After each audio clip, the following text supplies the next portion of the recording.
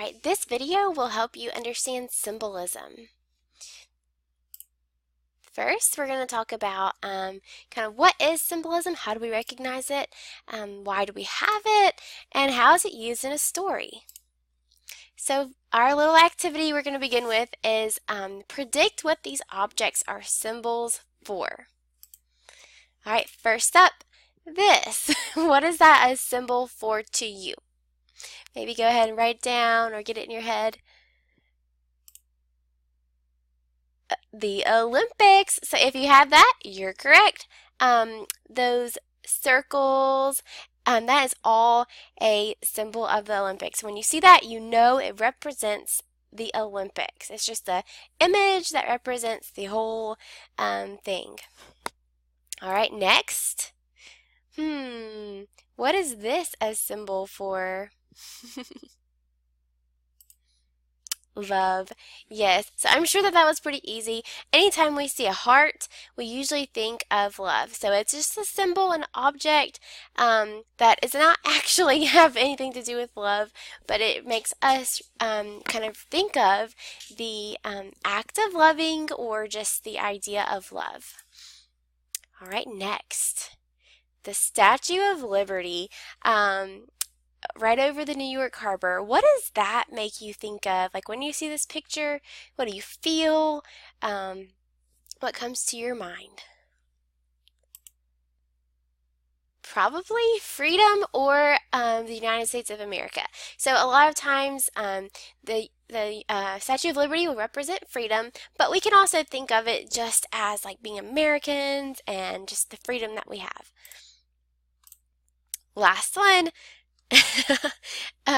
Wild daffodils and a baby lamb in the sunshine on the green grass.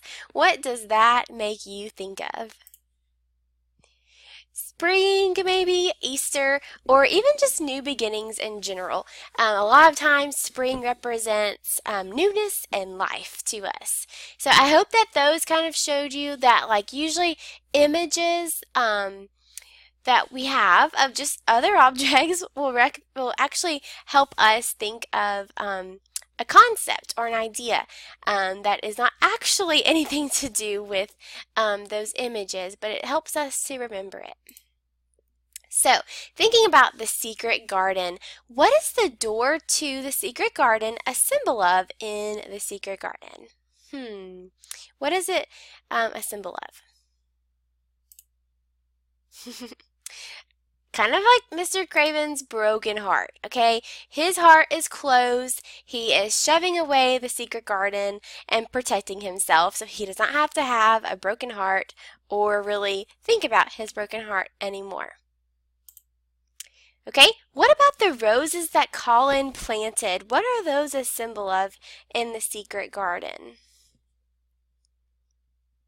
All right. His mom, okay, his mom loved roses, and so whenever he planted roses in the secret garden, those obviously were a symbol of him trying to make a connection with his mom. All right, so to finish this up, symbolism is basically the use of symbols or just images that represent an idea or a quality. A lot of times, we'll see these in stories with figurative language just to kind of create an impact on the reader based on just everyday items that you would see in stories. So kind of like this. Symbols can be everyday concrete objects, but with metaphors and different figurative language, that symbol, that concrete object, has new meaning in this abstract concept with the connections. So I hope that helps you understand symbolism.